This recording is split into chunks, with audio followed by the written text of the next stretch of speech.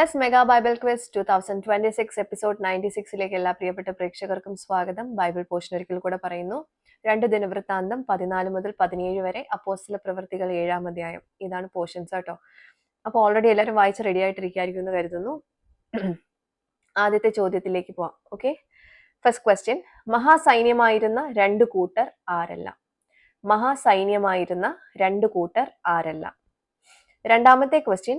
വളരെ കാലങ്ങളായി ഇസ്രായേലിൽ ഇല്ലാതിരുന്നത് എന്തെല്ലാം? വളരെ കാലങ്ങളായി ഇസ്രായേലിൽ ഇല്ലാതിരുന്നത് എന്തെല്ലാം? മൂന്നാമത്തെ ക്വസ്റ്റ്യൻ.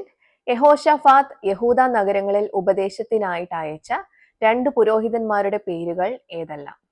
യഹോശഫാത്ത് യഹൂദ നഗരങ്ങളിൽ ഉപദേശത്തിനായിട്ട് അയച്ച 2 പുരോഹിതന്മാരുടെ പേരുകൾ ഏതെല്ലാം? നാലാമത്തെ ക്വസ്റ്റ്യൻ. ദൈവത്തിന്റെ മുൻപാകെ കൃപ ലഭിച്ചത് ആർക്ക്? ദൈവത്തിന്റെ മുൻപാകെ കൃപ ലഭിച്ചത് ആർക്ക്? ഫൈനൽ ക്വസ്റ്റ്യൻ, അഞ്ചാമത്തെ ചോദ്യം.